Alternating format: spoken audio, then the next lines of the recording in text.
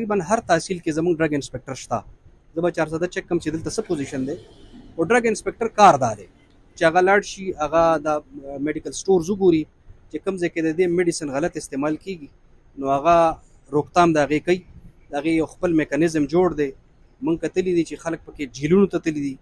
99% کسان داسې دي چې کوم رپورټ شي، خاص کر ډرګ ټریبیونل چې زموږ کوم دی، کوم کې چې جج ناست دی،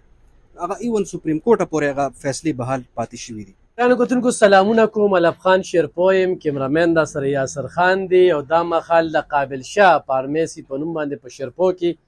افتتاح چې کومه ده، شاه فارمیسي نو هغه ډیپټي سیکرټري صاحب په شیرپو صاحب چې هغوی سره ډېر وخت پس ملاقات وشو په دغه افتتاح په موقع باندې. او دې وخت کې خو د صحت محکمه ده په ټوله پښتونخوا کې، نو عادل شاه صاحب هغه سیکرټري دی، 400 ډي سي پاتې شوي دي، زموږ سره ډېر ښه تعلق پاتې شوي دي.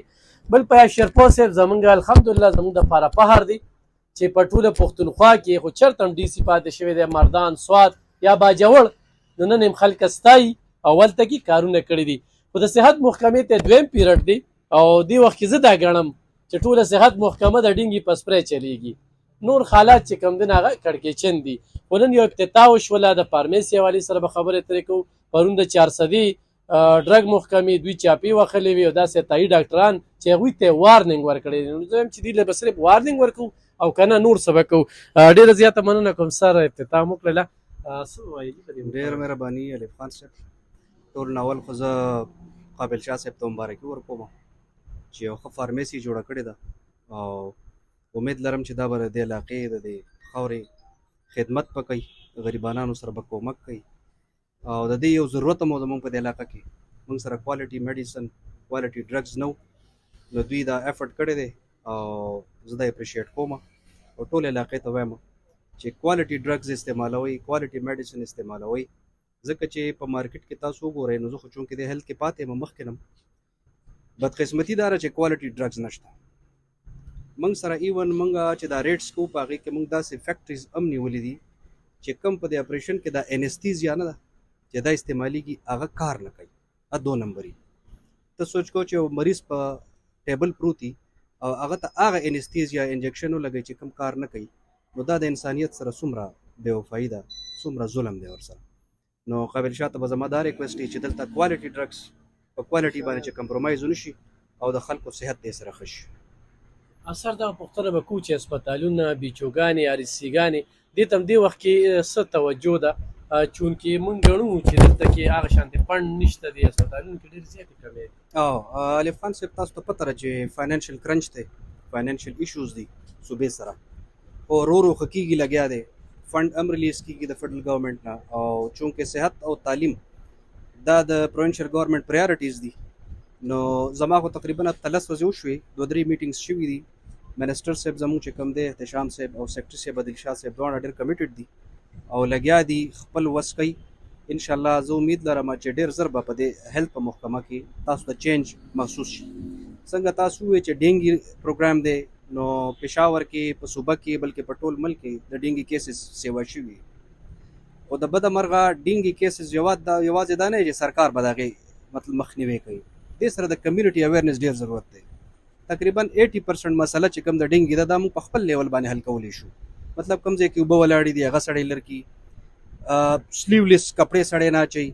د سهار او د ماښام وخت کې د دې مچر چې کوم دی د دې سیسټم وي، د هغې مخنیوي دپاره سیسټم کیدی شي، سپری کیدی شي، کور کې ماشومان د هغې پروټیکشن کیدی شي، نیټ استعمالیدی شي. نو موږ هر یو څیز سرکار ته ایښی دی. زما خپل خیال دا دی، ستاسو ته مې ریکویسټ دا دی چې ډینګي باندې یو پروګرام وکړي چې کوم دا 80% کار په خپله باندې کمیونټي کولی شي، چې دا خو کم از کم خلک وکړي. سر 400 خبره به کوو، موږ وینو لکه اوس زه بایومیټریک سیسټم راغلی، خو بیا هم ډاکټر راشي 10 بجې یا 9 بجې، بیا چې کوم دی واپس لاړ شي، خپل غم خادي وکړي، بیا راشي. اکثره نجي هسپتالونه چې کوم دی هغه آبادېږي، سرکاري هسپتالونه ورځ تر بلې چې کوم دی نو بل طرف ته روان دي. لپاره هم څه سوچ؟ او دا بدقسمتي ده زمونږ د سرکار چې پرایویټ سیکټر تاسو وګورئ، نو هغې کې 9 to 9 یا 9 to 8 یا 9 to 7 ډیوټي ده، نه بهر تلی شي، نه مړې ژوندې کولی شي. خو چې سرکار ته راشي نو مختلف قسمه اکټیویټیز کوي زمونږ سرکاري هلکران، او دا شروع نه داسې ده. بایومټریک سیستم راغلی دی او کوشش کوو مونږ چې څومره مونږ ایچ آر دی زمونږ ډاکټرز دي پیرامیډکس دي نرسز دي چې د هغې پریزنس مونږ انشور کوو. نو دا ډیپینډ کوي په ایم ایس باندې په ډي ایچ او باندې کنسرن باندې چې هغه څومره کمټمنټ کوي څومره ایفرټ کوي د دې دپاره. نو ټایم ټو ټایم مونږ چاپی هم وکړو مانیټرینګ سیستم هم زمونږ شته دی خو زمونږ د دې خپلې محکمې نه هم دا ریکویسټ دی چې دا عبادت دی هیلث سر څوک کار کوي نو دا عبادت دی. هغې هم دا پکار دی چې خپل عبادت ښه طریقې سره وکړي خپل ډیوټي وکړي او د خپل کمیونټي چې کوم دی خدمت وکړي. او د ډینګ سپری لپاره هم څه لایحه عمل جوړ کړی بعض ځینو کې چې چا شپارست دی نو د هغه کلي ته چې ګاډې رسي خو عام کلو ته هغه شان توجه نشته. وسایل چونکې کم دي او ټایم ټو ټایم ریلیزز هم کېږي ډینګي پروګرام ته نو را روانه هفتې نه به تاسو وګورئ انشاءالله مختلف ځینو کې به سپریس کېږي چونکې زموږ مانیټرینګ والا موږ ته آیډنټیفای کوي چې یاره دې ځای کې صفا اوبو سیسټم دی هلته دا ډینګي مچر چې کوم دی د هغه افزایش ډېر زیات کېږي. هغه ځای نه زموږ فوکس دي خاص کر دا ندي نالې تاسو وګورئ دغه ایریاز نو چونکې 400 زما کلی دی شرپوم هم کلی دی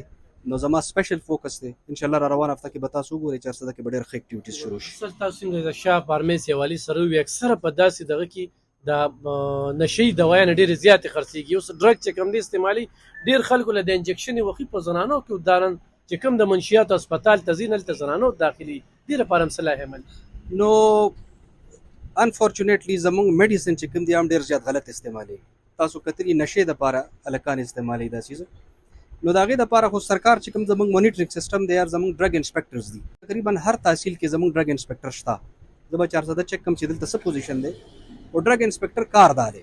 چې هغه لاړ شي هغه د میډیکل سټورز وګوري چې کوم ځای کې د دې میډیسن غلط استعمال کېږي نو هغه روکتام د هغې کوي د هغې یو خپل میکانیزم جوړ دی. مونږ کتلی دي چې خلک پکې جیلونو ته تللي دي 99% کسان داسې دي چې کوم رپورټ شي خاص کر ډرګ ټریبیونل چې زموږ کوم دی کوم کې چې جج ناست دی هغه ایون سپریم کورټه پورې هغه فیصلې بحال پاتې شوي دي. نو زما خپل هم دا ایفرټ او میډیا ته هم دا ریکویسټ کوم چې تاسو هم اویرنس پیدا کړئ خلکو کې چې بھئی کور ته یو څیز داسې ضروري چې هغه ډرګس دپاره استعمالېدی شي نو د نه استعمالوي. سر دا خو ته موږ هم وایو چې دلته کې په 400 کې ډرګ محکمه هغه شان کار نه کوي وارننګ ورکوي نو لکه وارننګ څه دی د خلکو نه لاسونه کټ شو خپې کټ شو دي بل چې دلته د ناششتې نه جي کپنې دي د ناششتې ګولۍ جوړېږي هم په دې میډیسن کې دکانونو کې خرڅېږي یا ګیر شي هفته پسه بیا روزي نو صحت محکمه کې سزا او جزا نشته. حلیف خان صاحب زما به تاسو ته دا ریکویسټ دي زما نمبر هم در سره شته که داسې قسمه څیز تاسو سره وي پروف ما ته صرف را ټیکس کوئ تاسو انشاءالله څومره محکمه چې ده د ډرګس ډي جي ډرګ عباس صاحب دی زه به هغه ته سپیشلي دا خبره کوم نور څیزونه ډېر راغلي میډیسن هر کال تقریبا کم وي ځکه چې هاسپټلز ډیر دي کنزمپشن ډیر زیات دی نو کوشش دی سرکار هم کوشش دی چې په هر هسپتال کې د میډیسن اویلیبل وي په هر هسپتال کې د ایچ آر وي په هر هسپتال کې ډاکټر وي او یو کمباینډ ایفرټ انشاءالله کوو به ډېره زیاته مننه کوم ګرانو کتونکو په شرفو صاحب بالکل خو ستاسو په سیمه کې په علاقه کې داسې کرپټ ډاکټران داسې ډرګ مافیا چې هغه هلته کې ډرګ محکمه کار نه کوي نو بالکل په خپله هم ویلی شولی چې زمونږ کومې ذمهوارۍ دی موږ نه ترسره کوو لکه زه اوس دا وایم او دا ځکه وایم چې په شرپو صاحب دې سټ ته راغی نو دا خبرې زه اوس په جار کوم ځکه چې کارکوونکی کس دی چې دلته کې کومې کارخانې جوړې دي په پټو په منځ کې پولیس هم ورسره میلو دي او د ډرګ محکمه او د ډیچو محکمې نه ورسره کسان میلو دي او مشینرۍ ترې وړي د ناششتې نه دغه ډېر قیمتي په اپریشن کې استعمالیږي هغه چې چېرته هم تاسو دغه کارخانې وینئ ځکه چې هغوی ځای بدلوي ما ته ووایئ زه به صاحب ته وایم